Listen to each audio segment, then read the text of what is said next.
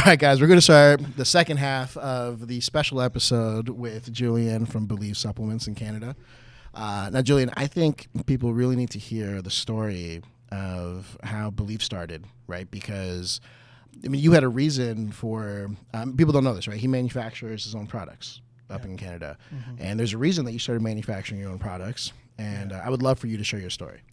Well, it started back in the days. So I had an opportunity with supplement brand I was athlete for to launch my own SKUs, and I sold these SKUs for a couple months, and everything was good. And are we allowed to know the name of the brand? No. Okay. So batch after batch, everything changed all the time, like the powder colors, like the texture, all the powder reacts in the water. So I kind of figured out they were cheating my products without telling me.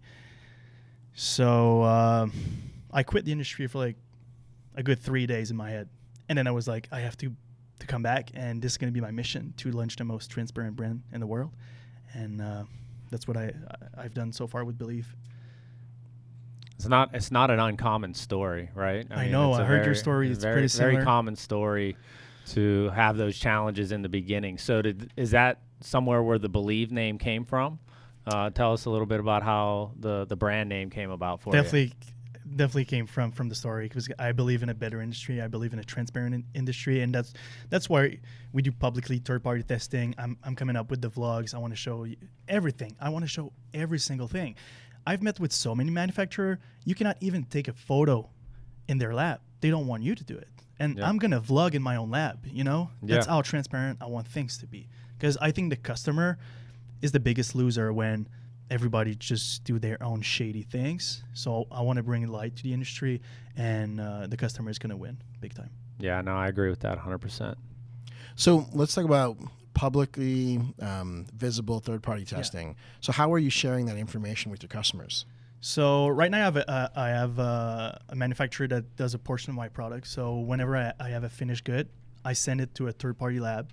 I pay for the analysis. This is not something that is required by Health Canada. This is something I decide to do on my own. I pay for, and then when I have the results, I post it online for every lot number, every flavor, every product. And what are you testing for?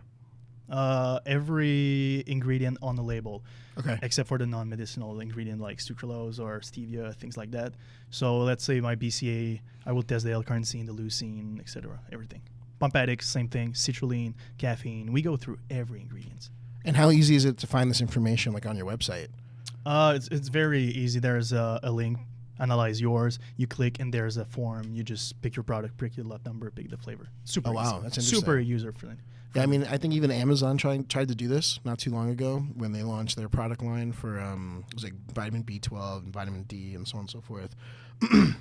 But I think people were struggling to do this because their manufacturers weren't giving them consistent information, or their raw providers weren't being consistent for the manufacturers, at least for what Amazon was using, from what I know in the industry, insiders. So that's why you have to analyze the finished good. Okay. And do you post anything about the raw ingredients or where you guys are getting them from? No, I'm just posting about the end result. But if someone want an analysis or something, I can get to them, no worries. Yeah, but having a finished product tested at the level that you're talking about is pretty unique, and should give the customer a really good feeling when they click on that link or QR code or whatever it is that takes them to that C of A to know, hey, this is the product I'm buying, and here's a third-party lab that tested every ingredient in here that matters to me. So that's pretty healthy for them. And is it the same lab every time? No, sometimes I change. Okay. Yeah. But I think this is why our customer retention is so strong in Canada. Because let's say you order from Believe online, you get your analysis on paper, because we ship with them. Or you can go online. It's in the actual order when you open the box? Yeah. Oh, wow. Okay. Yeah, that's cool. It's basically someone full-time just printing analysis and shipping with order. But, okay, let's say you order from Believe, get your order, and then next month you want to try a different brand. They send you products, but you have no analysis. Right there, you're going to start asking a question, you know? And then you go back to Believe because you trust it. And one thing is funny, I don't think people realize how easy it would be to cheat any product in the industry. Let's say a pre-workout. What are the ingredients you fill in a pre-workout? Pretty much only the stimulants, right? So let's say I put whatever ingredients, citrulline, betaline, everything on my supplement facts. If I put maltodextrin with stimulants, you're not going to see the difference really. Yeah, I mean that's why we have a lot of garage manufacturers out there that can't get through FDA audits or get their NSF certificates or anything like that, because when they come in, they go through the paperwork and process of that, and those things get identified most of the time, right? And then you'll find these 483s online, and or brand owners like yourself will start testing product if you're using a manufacturer, and you're be able to see really quickly like what was put into this product, right? Because nobody's in the blend room or the fill room when these manufacturers are making the product. Exactly. So you have to have a trustworthy manufacturer, and you have to have the testing to support that. Just trust but verify, as a lot of people say. Stop the presses. What is maltodextrin? A carbohydrate. Yeah. I A cheap think carbohydrate. fake Yeah. carbohydrate. Okay. So wait, you're telling me that I could take a tub of malto, which is just carbs and like essentially crap, right? And throw some flavoring in it and call it a pre-workout? Some caffeine. Some caffeine? I mean, not legally. Yeah, right? no, Not it's legally. not legal. Yeah, No. not legally. You What can't would do be that. is there like a legal requirement for it to be a pre-workout? That's a great technical question as far as which ingredients would consider it a pre-workout. I don't know if there's a technical definition of, I mean, you could probably put caffeine in a product with a few other ingredients and call it a pre-workout, right? So I'm guessing malto's cheaper than the other stuff?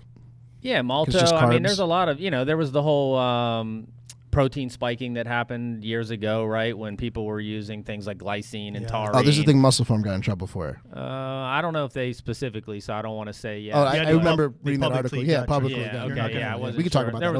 was a there was a number of brands that got in trouble for it, right? But a lot of them were working in conjunction with their manufacturer, and some weren't. Some didn't know that manufacturer was doing that, Sure. right? They were testing the nitrogen as it relates to how much protein is in there, and these amino acids that are really cheap, like taurine and glycine, they were adding to the product, so the product would test that it had the right amount of protein in it, but the customer was the one getting screwed. So what do we think is happening more? Is the manufacturer trying to nickel and dime their client or the brand and lying about what they're putting in the product, and the brand's not checking it? Or is the brand trying to nickel and dime the customer by coming up with an opportunity for more margin with a lower COGS? Well, I've seen it. I've seen it change over 10 years, right? I think when we first started, I think brand owners were not aware of how manufacturers were making more margin and cheating the brand owner and the end consumer, right? Then when you started seeing things like the amino spiking, brand owners, I believe, and this is just my opinion, they started getting wise to what was going on. So they started looking into it, but they didn't know how to correct it, right? So it was almost like they turned a blind eye because they were like panicking, how do I fix this if my manufacturer is not giving me the right product?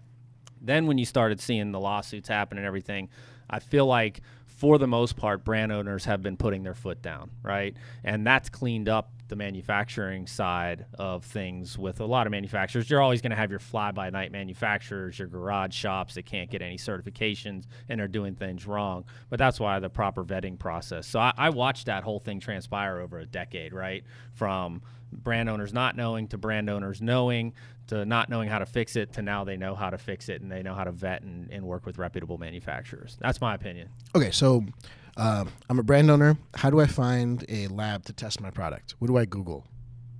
Well, that's a Go ahead. good question. As a manufacturer, I had all the contacts, but I don't know. You just send me an email, Julien Build Supplements. I'm going to give you all the contacts I have. I want you to test your product. Like, my dream is that this would be a requirement from the FDA and Health Canada. Like, I don't know. I just want every brand to do the same as we do. So, Well, I mean, let's actually simplify this, because I know there's a lot of brand owners that watch this podcast. Yeah. But let's say they've never tested their products, not once. What do they Google to go find a lab to do this? I think the best thing to do is ask their manufacturer first and foremost, which third-party labs are you using to test your products, right? Because we're testing raw materials as they come in. We're also testing finished product as it goes out, and you're not just using one lab, right? You're using verified labs by your quality department, and we're using, typically I think we have about three verified labs on rotation, and for us, any customer that calls us and says which labs are you using, we share that information with them. And our labs, the labs that we use here at SDC, they're all domestic? Correct, yes. Okay, and are your labs in Canada? Yeah, around Montreal, yeah. They're all just all over the There's a world, lot of labs. essentially. Yeah, there's Right. a lot of third-party labs. It's just a matter of going and vetting them, and getting references, running a test with a particular lab, and then sending that same batch to another lab to make sure you're getting the same result. And if you're not, then you got to figure out which lab's not providing the proper But result. So brands need to know this, right? So they need to test individual batches, right? Because they could all be different. And they then need to have an understanding of what they're testing for, because you could be testing for like protein count, right? You could be testing for metals. You could be testing for microbials. You could be testing for, all sorts of stuff, right? It'd be a scary thing to test a multi, right? Because there's just so many ingredients that you're making label claim for. Yeah. But for something like a protein, it's probably the easiest thing for someone to lie on, right? I know we have a couple people that called us saying, hey, we're looking at making this collagen, and they told me the price for the collagen. I'm like, I don't know if that's a real product. If you're really getting Happens it at all that the price. time. Like, you're doing a 1 pound collagen for like $4. I'm like, I don't know if there's collagen in this product. Not happening. We should probably go get this tested. But you talk about the multivitamin, how expensive it is. That's the reason why we don't have a multivitamins after 3 years. I think just testing the finished good is about $2,500 per lot. So Depending on how many lot. ingredients, right? I test every ingredient. When Yeah. a protein come in, I do an amino profile. I don't do a nitrogen balance. We do a full amino profile. And even as a brand owner, when you think about it, when you receive a finished good and you put it in the market, don't you want to know what's in it? You should absolutely want to Like, know what's in it. Yeah, absolutely. Don't you want to know what you sell to the customers? And you should be testing it before you release it to commerce, right? And so you guys are doing things that you should be doing, but it's also unique because not a lot of people are doing it. And it was which is scary why you're doing well. when we were very small, because these tests are expensive, testing your BCA, every lot, we were a small company. I was paying for the lab out of my pockets, the lab analysis. Now that we're big, that's the vision we had from the get-go, but it's an expensive process for sure. That's why brands don't do it. It's very expensive. Yeah. Luckily for us in Canada, if a brand get caught now for cheating a product, it goes back to the manufacturer. So both the manufacturer and the brand are now responsible if something happens. I think it's the same here. Look, everyone's liable at that point, right? Yeah. That's why us as a manufacturer, we need to have our ducks in a row and our quality systems in place, from testing the raw materials coming in for identity and efficacy and all that stuff. So, yeah, every manufacturer should want to know what's being released to the brand owner. And we work with brand owners that, we test things that we have to test for, like heavy metals and microbials and things that could be dangerous to the consumer, and then work with the brand owner to take it a step further on how much testing of the efficacy of the different raw materials that they want to have as well. Okay. I'm going to make this a little bit easier for the people at home listening. We're going to talk about something lighter. Okay. All right. So we heard where you guys kind of started from. Interestingly enough, someone was saying that they were giving you something and they weren't, right? And eventually you're like, things could just be better, right? And you guys had the audacity to try, and you guys are clearly doing great for doing that, right? And, in the 3 years you've been doing this yourself, in the 10 plus years that you've been doing this yourself, where is the industry going next, right? In Canada, are we seeing keto? Are we seeing CBD? Are we seeing plant-based? Sean, we talk about this regularly, right? Yeah. And as manufacturers, domestically, we see what people are ordering, and we kind of know where the industry is going. But I'd love to hear your perspective. Keto has been very strong in the last 2 years in Canada. I think it's going down a bit right now, to be honest. I think the next big thing is vegan. Vegan. I think vegan plant-based. is the next big thing. Okay. We have an MPN for that, right? What's that? Yeah, okay. So are you seeing that in like the protein area? Are you seeing that in like the plant-based BCAAs? Where are you seeing it most? I would say mostly protein. Okay. Yeah, I don't think BCAAs matter much right now. I think people are more focused on the protein powders. Does Believe have a vegan? I'm working on it right now. Okay. Yeah. And you're going to do the same concept, unflavored? Yeah, same thing. Are you going to do pea, hemp? Like, what are you thinking? We're testing right now a mix of mung bean protein, some pumpkin seeds, and some pea protein for cost efficiency. Okay. Yeah. And then you're going to do the flavor packs so that people kind of make what kind of flavors they want. Same thing. But since vegan is very hard to sweeten, what we're going to do is sell a 2-pound unflavored with a 75 serving flavor pack.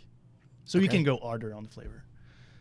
Okay. That makes a lot of sense. Yeah. So how do you do supplement fact panels for that scenario, right? Because like, are you saying for like 1 scoop of flavor, it's this? And then, if you like put 10 scoops in it because you really just want the flavor to be perfect, you're essentially just multiplying it by 10? Yeah, these are 2 separate products. So you have to do the math yourself. Oh, man. This guy's a genius. And I'm sure it's just 1 or 2 scoops if you start going above. Oh, yeah. Even 2 for, scoops, you've tested the way with us yesterday. It's, the taste is very strong. So I use half a scoop of chocolate in my protein and it works. So yeah. I just want a whole scoop of Yohimbi from now on to put into all of my I think drinks. you got one yesterday. I'm pretty sure I did too. Okay, so we were talking about Yohimbi a little bit, right? Yeah. So because you're moving into the American market, are you able to enhance some of your formulas now with some stuff that's just like copacetic here, but not necessarily in Canada? It's crazy. I love the U.S., man. Like you can do whatever with the products. Yesterday I tried the burner. It's definitely my US burner, I'm never going to use it. It's way too strong for me, but I'm very sensitive to stimulants. But yeah, there's a big difference between both US and Canada regulations for the ingredients. So you guys can go and have stronger products.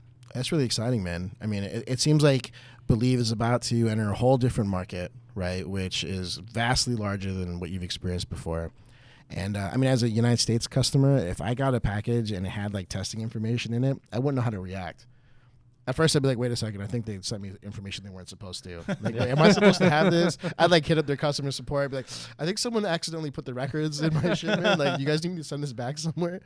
And then 2, I mean, I know you with your customer retention have a lot of follow-ups that you do with your customers too, right? So, I mean, are you expanding your team to handle the American market? Are you hiring people from America to handle customer service?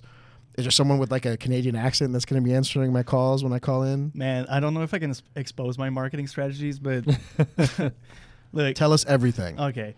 I'd like to have someone full-time that coaches my clients. So whenever you order from Believe, someone just call you or send you an email like, hey, do you have any question about nutrition training? Here's some free training. And, I have personal coach for, maybe 50 to 100 clients per coach, something like that. It's like Devaney. But the cultures aren't all that different to where if your customer service is U.S. or Canadian based. No, I would use it for all the platforms, obviously. Yeah, but this is my next move, marketing-wise. Yeah. So. Okay. Yeah. Okay, what about flavor systems? I know we spoke about it for a second, where some flavors in Canada are just different than what it is here. It is, yeah. But are you going to take this opportunity to create some new flavor choices for the customer base? I will, yeah. The flavor we're going to launch in the U.S. are going to be different. I think you guys work with very good flavor housing. I mean, I was impressed by how good your R&D are. And go on. Keep you guys are very good. I talked about it in the last podcast, and this is not a smoke show. You guys know what you're doing. There's a reason why you are NSF registered, and I can see it here when I come. So definitely going to work with you guys, and hopefully you're going to give me my flavor codes in the context you have so I can use the flavors in Canada too. Yeah, we actually had a conversation about, we had a podcast about, a whole podcast about flavor codes and customers and manufacturers and how to work together to make sure everybody feels comfortable. So we definitely have solutions for that. Yeah, we have the contract ready for you. We're going to sign in blood. And then you can have whatever you want. Good. No, you just have to take a shot of Yohimbi before signing anything. That's going to be like the new requirement here. Okay, so last question for this episode. Do you feel like your Canadian customers are going to be upset with anything that's going to be different in America and vice versa? I made some stories yesterday while I was doing something with you guys. I probably had 32 DMs of people and retailers saying, are we going to have access to your U.S. formulas and flavors? I was like, shit, I have to figure this out. Yeah, but they saw you reacting to the Yohimbi. I'm sure they were just like, we need this. So, I don't know. We'll see. Probably not. Well, I think like we talked yesterday too, you'll start as you continue to do all the marketing that you're so great at. You'll continue to get those international customers reaching out to you outside of Canada and the U.S. as well, right? And they're going to have kind of choice between if they want Canadian or U.S. formulas, which gives a little bit of variety for them, and we can support you with all the paperwork you need for that. Yeah, as I well. think they'll get the U.S. versions. Yeah, for sure. Yeah. Sweet, man. I mean, dude, thanks for coming out to Pittsburgh. I know this is a tropical vacation for you. Yeah, weather's good. So, man. I mean, you're welcome. You look a little more tan than you did when you got here. And I hope you have a safe flight back. And I can't wait to update people on everything that you're doing. I appreciate you guys. Thanks for having me. Thanks for the tour, for the sampling, everything. I think we're going to do good business together. And like I said on the previous podcast, every brand owner, I really recommend you come to SDC. And Sean, we can work on this discount later if you get some leads from this podcast.